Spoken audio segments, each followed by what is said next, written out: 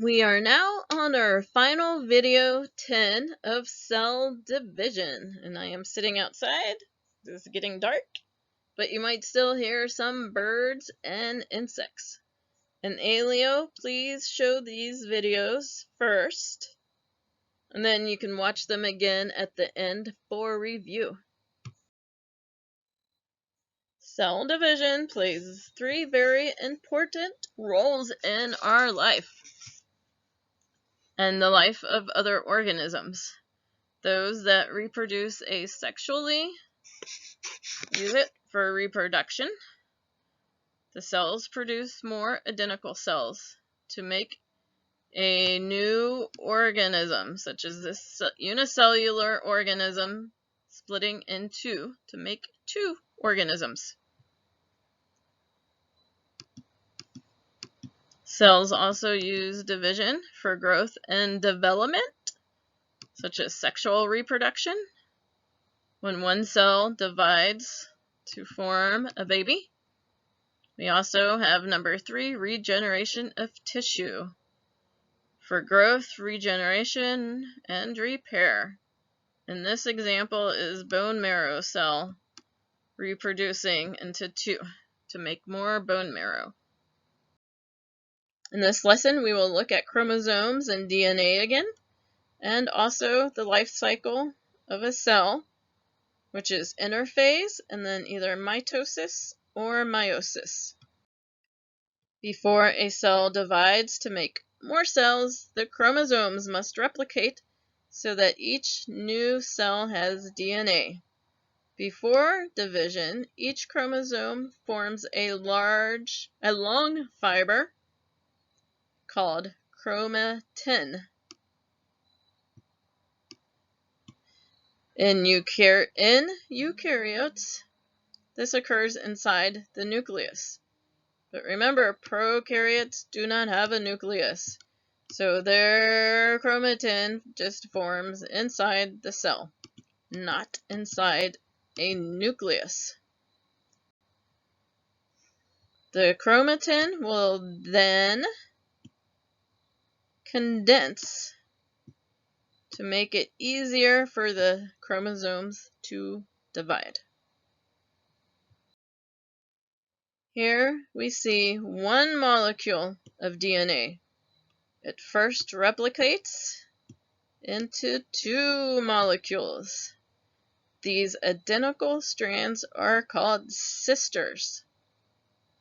Then these strands condense, which makes it easier for the whole structure to divide into 2. We see that the sisters have separated when they divide. Remember that a gene is a segment of a DNA molecule. And we can say this section is a gene. It has information such as flower color. A chromosome is a DNA molecule plus protein. To prepare for cell division, first this chromosome must divide. Here we see 2 sister chromosomes. Here is a photograph of a chromosome that has divided into 2 chromatids, and it has condensed so we can see it in a microscope. The center area where they attach is called the centromere. Here is a table showing the number of chromosomes found in different organisms. For example, humans have 46 chromosomes. What is the pattern that you see in these numbers?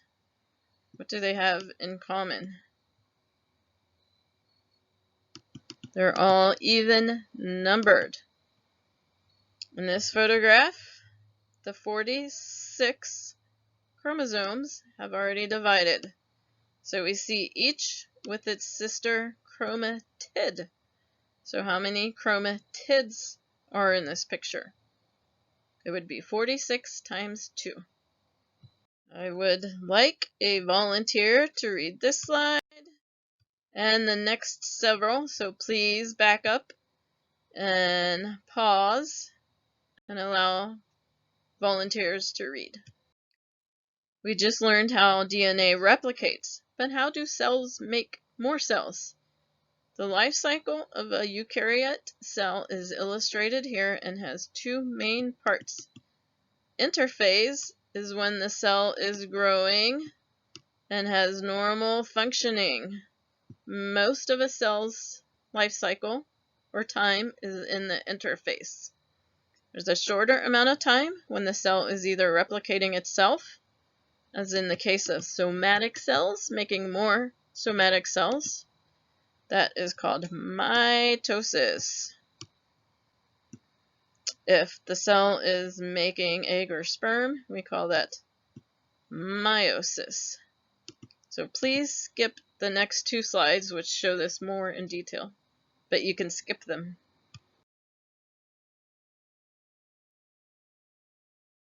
Here we summarize mitosis versus meiosis, and we define these terms on the next slide. For the sake of time, I would like a volunteer to read each of the following slides. Stop when you get to the slide about the donkey and the horse, and decide if a donkey and horse can have fertile offspring.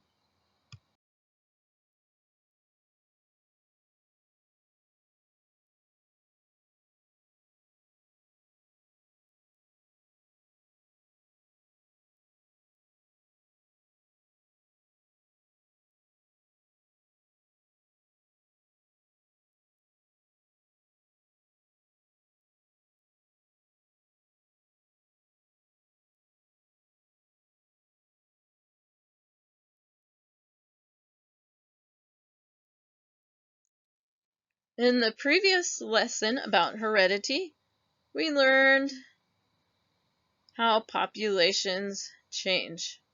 But what are the factors that act on? What are these factors that act on population genetics? You need to know these for the exam. They are natural selection, genetic drift, and gene flow. Now we will learn about two additional genetic changes that occur on a DNA level. The first is independent assortment. So we know that we inherit a set of chromosomes from each parent, and the offspring can have one of 4 combinations of chromosomes. So if you need to, you can pause the slide and look at these possibilities in detail. This is why siblings can look different and cousins look much different from each other. The second means of change at the chromosome level is that sister chromatids can exchange pieces of DNA. And here it's color-coded so you can see that they have exchanged right here. This is called crossing over in English, or in French, le jambement. A swap in just one place can also lead to 4 different combinations of genes. With all of these mechanisms of changes in populations and genes, we can see how within one species we get variation. If there is enough variation, it can lead to new species that can't produce fertile offspring. Here is a review you will need to know for the exam. Please learn this material and don't just memorize it. Memorizing without understanding won't help you recall the information in a critical time, like if you are helping a family member or community deal with livestock or crop problems. Thank you for participating in this class. This is the very last slide, and I look forward to seeing you in ecology. Please watch these videos again And if you have time, watch this video. So, goodbye.